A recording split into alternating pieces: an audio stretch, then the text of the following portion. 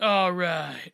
This is episode 4 of the Giantart Reviews review of Byung-Chul Han's Psychopolitics. I don't know why, but today I've just been obsessed with, well, maybe because I'm listening to the Fear Factory cover. I just can't get the song Cars out of my head by Gary Newman, but it's the Fear Factory version, the metal version, that Gary Newman actually sang on and actually did the music video with Fear Factory. It's hard to believe that Fear Factory back in the day had enough money or were given enough money by the studio to do a whole music video. But like here in my car, I feel safest of all. I can lock all my doors. It's the only way to live in cars. But anyways, to tie this to psychopolitics, when we talk about especially the chapter Emotional Capitalism, it's a very clever song by Gary Newman. I know, it's funny, Gary Newman, I guess, yeah, I mean, he's a fedora tipper and all that. And wasn't he, affiliated with the Church of Satan or something like that? I have to look it up. But, I know, that aspect of it. But, and some people, think, well, he's just, 80s, schlock pop. But he, really was a visionary when it came to industrial music, even if it was a bit more on the poppy side. But Cars is such a great song, well, because it's infectiously catchy. But the lyrics, you could say that if you go to, if you go to songmeanings.com, people talk about how it's, about isolation. Well, really, it is about isolation, but it's about a particular type of isolation. It's on one end a critique of consumerism and capitalist excess, especially in the 80s, where the car was fully cemented in especially the American consciousness as a status symbol. But also, there is a positive aspect of this isolation that you get from this material thing, this mini home. And I mean, some people, it's become quite fashionable to sleep in your car. The whole van life thing that was pioneered here, here in Canada, in Vancouver. People don't know this. People think it's a California thing, but it was invented by Canadian hipsters. And people that were destitute on the edge anyways, who the car is this semi-state. It's just it's just the middle space between total homelessness and having a home. But anyways, so the lyrics go, here in my car, where the image break down, will you visit me, please, if I open my door in cars? So it's the impossibility of breaking through to real connectability through this ostensible status symbol where you're driving in your car. But the car is so integral, as even Baudrillard said, to American life. The car is very integral to the speed and the flatness of America and American culture. And the fact that it's pretty much impossible to get through life in North America outside of major cities without a car. So the car becomes this weird double position of a possession that is a marker of your own dependency on technology and, really the serfdom to consumer capitalism. But at the same time, the car becomes the symbol of speed and power and the excess of modern life that actually connects us to something that is more primordial. But then, of course, Gary Newman is saying this, more explicitly in the critical sense of the inability to connect socially the way you have in continental Europe in the walkable cities. And it's funny I'm saying this because this is this week in particular really exposed the fault lines of a number of e-right discourses and just petty crap that really tears people apart. Now it's sororities. The sorority girl question. That's, again, another primarily American thing. I mean, we do have fraternities and sororities here in Canada, but it's not a real big thing. It's not even a thing where you live together in a giant mansion or whatnot. It's very much an American cultural picture of youth culture to live in a sorority or a fraternity. Anyway, so I don't understand that. I mean, I don't really get it. I mean, I don't even think my university had a fraternity or sorority. I could be wrong. But anyways, so this really exposed the cars thing, the car discourse, car versus anti-car. Oh my God. Like, it's, I mean, I can see the merits and the detriments of both arguments. But I think, because the car is sort of like, especially in the North American context, outside of big cities, it really is that dividing line between urbanite and ruralite or suburbanite.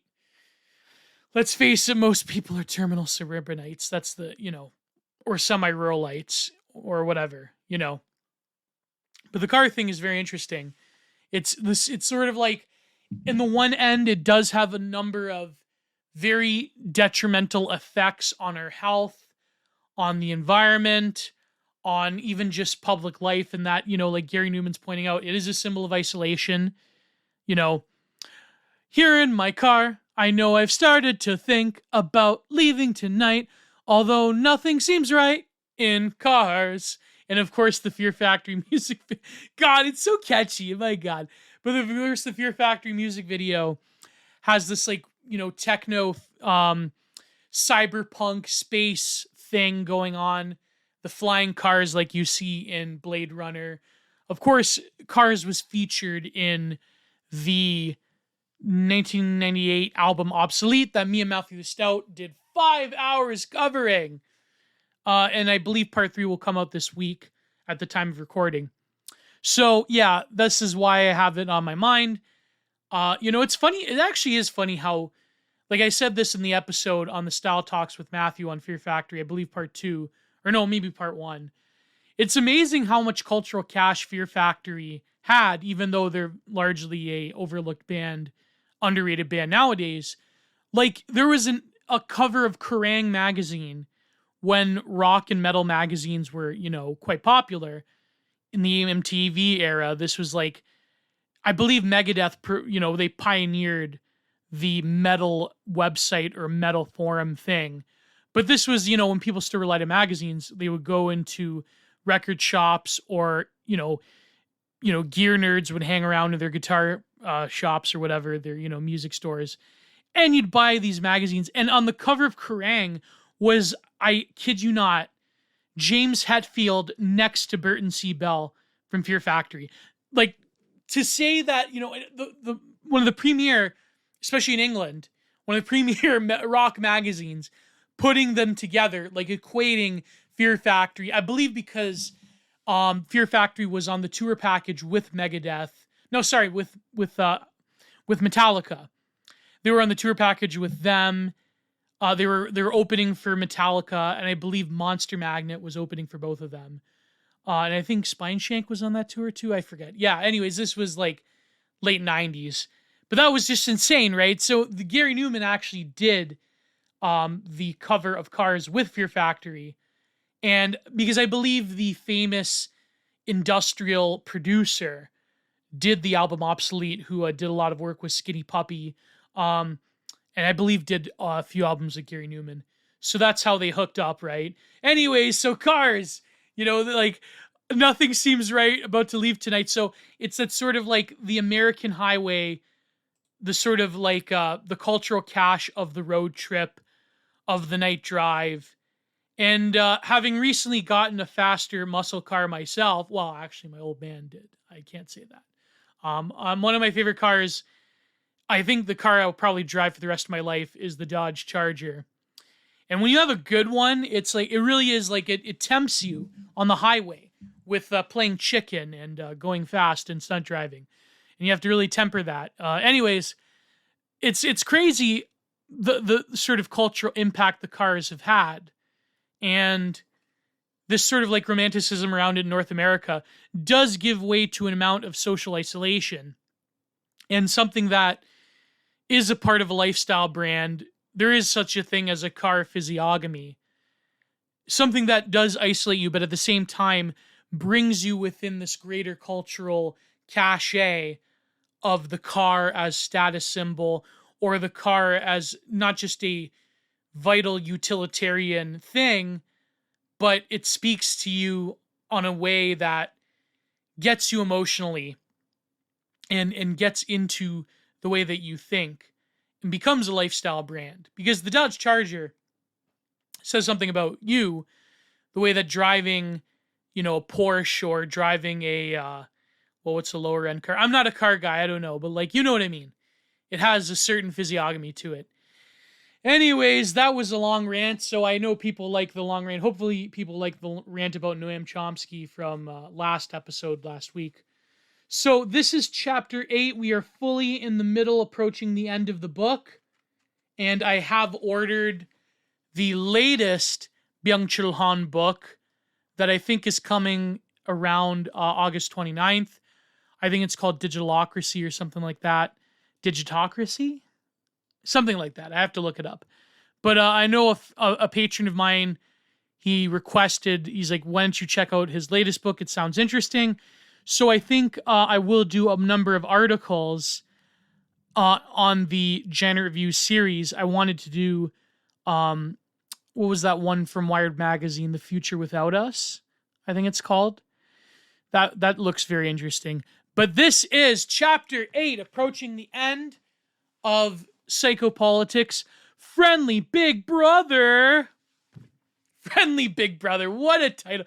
Byung-Chul Han is truly the master of the title of the short essay chapter.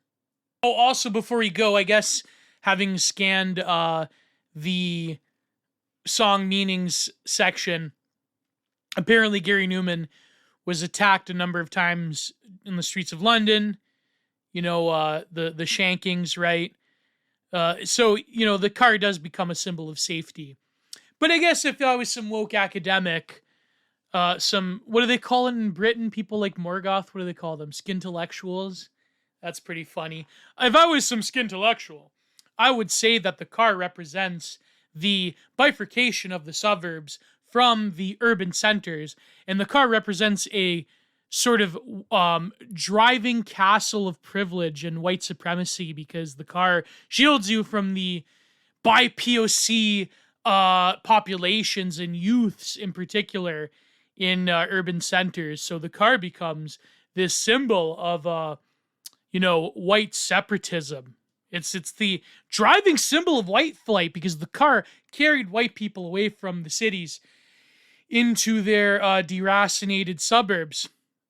But it's funny because E. Michael Jones, in his book Slaughter of the Cities, would echo the same analysis, but from a quite different perspective than the woke skintellectual. Anyways, so the car becomes a symbol of bourgeois isolation.